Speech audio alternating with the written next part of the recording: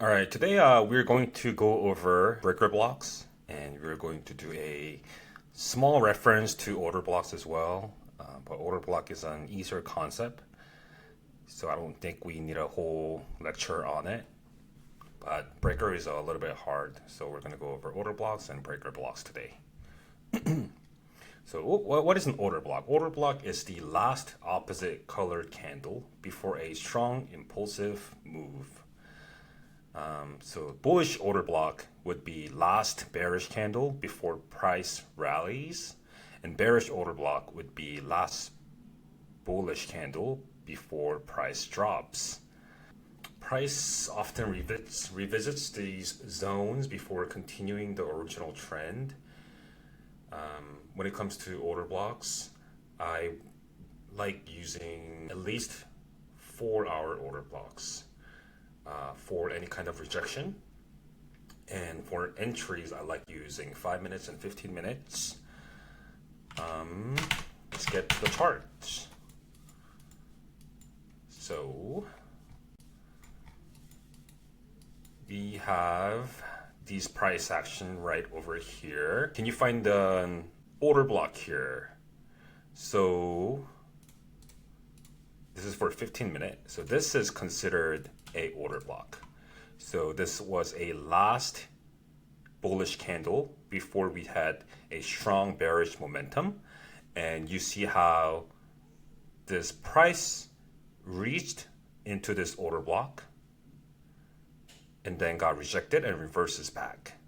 So this is a good example of order block and how it was used. And on the other hand, a bullish order block would be this candle right over here. For this example, we did not revisit this area. We did not hit this order block. But if price were to reach into this order block, that could be a potential rejection off of strong bullish movement. So let's try to find another example.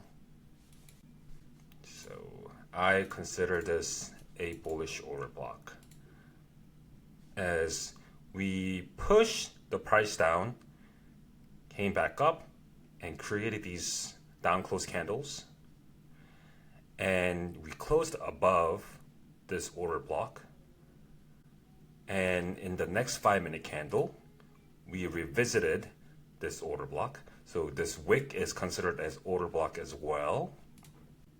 On the body of the candle is considered a strongest points of order blocks. Wicks often do not act as a strong inflection point of order blocks. So I like using the body, but in this example, we had the candle wick of the order block. Now we'll be going into breaker blocks. What is a breaker block? Breaker block is a failed order block. Occurs when price returns to an order block but fails to respect it. The failed order block flips its role. So previous resistance turns into support, and previous support turns into resistance. And it has to happen after a market structure shift. And breaker block is called breaker block because it traps the buyers at that price point and it breaks their backs. That's why it's there. It's called breaker block. So bullish breaker block would be liquidity sweep down below the recent low. So we would have some sort of a liquidity sweep and price reverses higher.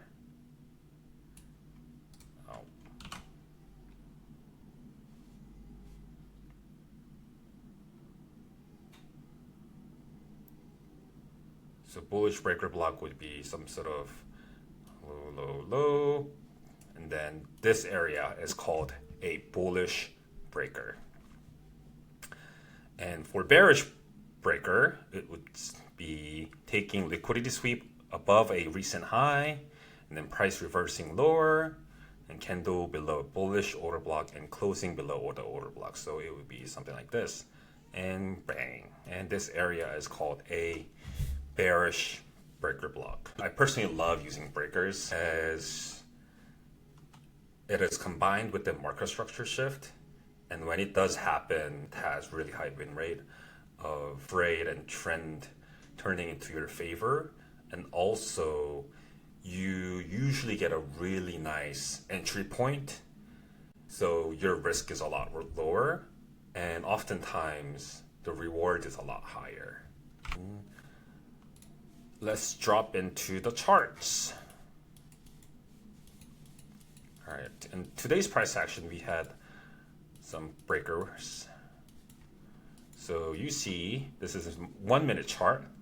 You see how price went down, came back higher, took this recent high, and flushed down lower.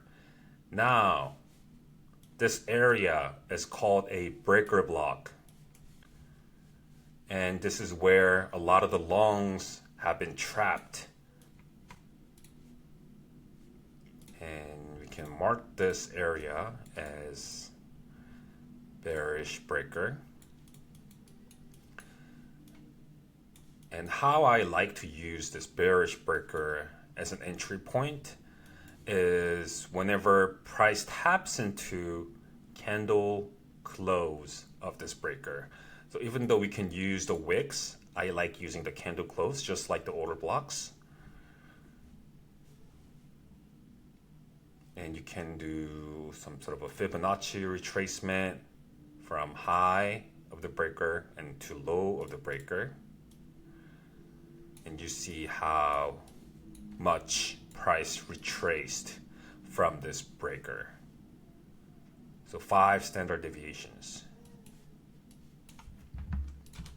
But you can use this swing low liquidity to can target that, and that gives you 1.5 RR.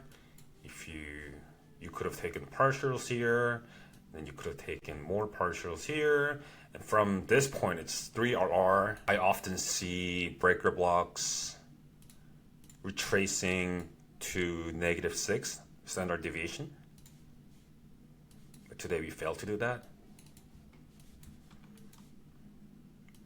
and sometimes -12.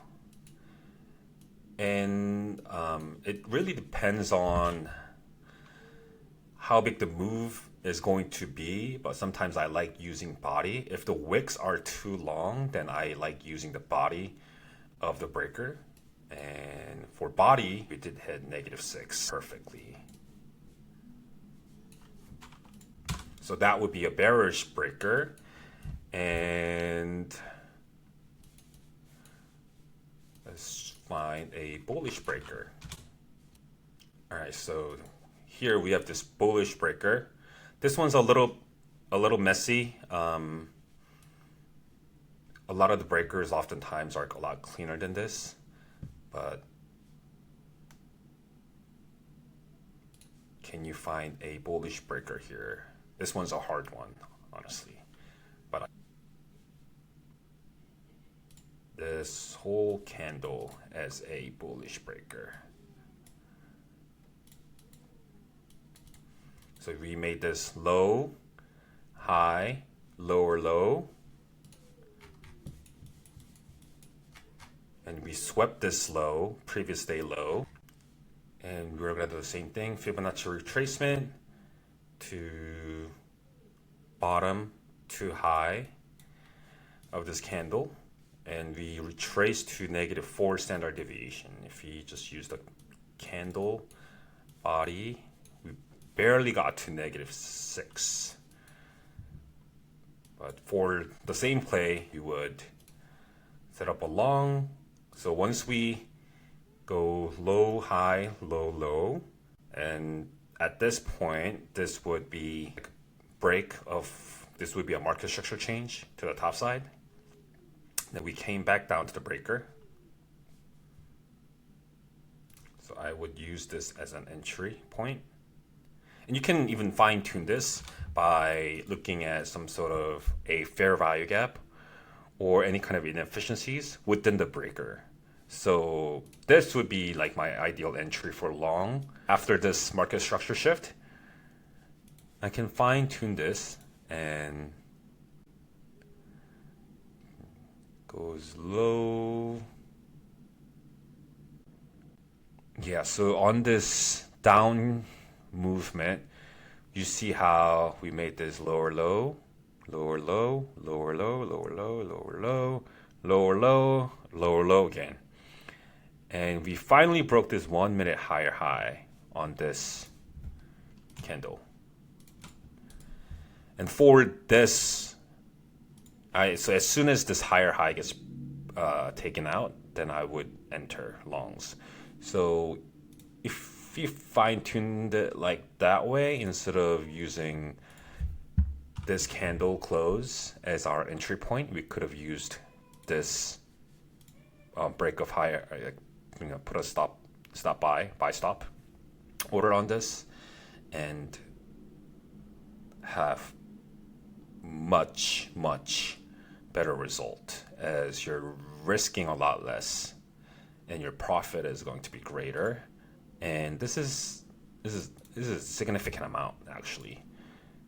This is from 292 to 311. That's about 20 handles. And 20 handles in NQ, that already is $400, almost $400. In MNQ, depends on how many contracts you go in, but if you go in one micro contracts, that's that's $40 for 20 handles. If you were to go in with 3 micros, that's $120. 5 micros, that's $200. Play and if you're just playing like a quick scalp to fill these fair value gaps, that already is like 80 handles. And if you're just going in with 5 micros, you could have made like $400 on. And breaker is one of my favorite setups to use when trading. So if I were to use this breaker, I would have taken a lot of attention on this high, how we take this high. And after we take this high, we left some fair value gaps. So I would like to see that we are respecting these fair value gaps, and which we just did, and goes higher. We respect this fair value gap, taps into this order block, 1 minute order block. Now we're using breaker and order blocks. How cool is that? Goes in higher, hits -3 standard deviation. So that could be a potential partial. And if you were to go in on this, for the stops, you want to place your stop at the low if you created the breaker. So low, high, lower, low, and then we make this market structure shift, and this area becomes a breaker. You want this low to be your stop. And if you were to set this as a target, this is like intermediate target, that is already 2 RR. If we're using this high, less than 1 RR, I wouldn't have used this anyways. If we were targeting this recent high, 2.5 RR, in this case I would have used 6 RR, a -6 standard deviation, or this high. And oftentimes it does go to a buy side liquidity. And another confluence that you can use is during lunchtime, price tends to go up, and especially if the market has been going down for a while. So about 12:30, I would have held this long because that's midpoint of lunch macro. And if you look at the candle structure, I'll have to go onto this later as well. But if you look at the candle structures of any reversals or any kind of continuations, it usually continues in the first 30 minutes, and then it reverses back in the last 30 minutes, vice versa. So that's why if we started seeing this breaker right before lunch, and we're going into lunch, I would have used this lunch macro combined with this breaker and would have sold around midpoint of lunch. Although my final target would be buy side liquidity up here. That would be the morning high. And around this time, I'm going to pay a lot more attention to the price action. And you see how we make this high, low, higher high, and we broke down. This is a small market structure shift, and sometimes market structure shift doesn't mean that it's going to go down always, but that right there is a good enough of a warning sign for me to exit out of the position. So we see this market high, low, higher high, and we break it down. We create this market structure shift, and we see this fair value gap right here. This would be a bearish fair value gap. So once we make this market structure shift, I would consider exiting as soon as we rate this, or I would wait, fine tune a little bit. I would wait until price taps into this fair value gap, and then exit in this area. So you are making maybe like 10 more handles or so, which matters and counts as price stacks up. And as you trade, breaker block education.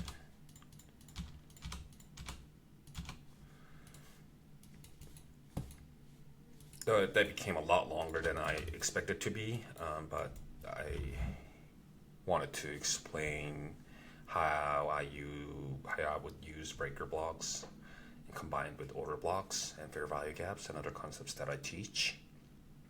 So hopefully that was helpful. And you're gonna see this and you're gonna be surprised how price reacts to these breaker blocks and order blocks, but mostly breaker blocks.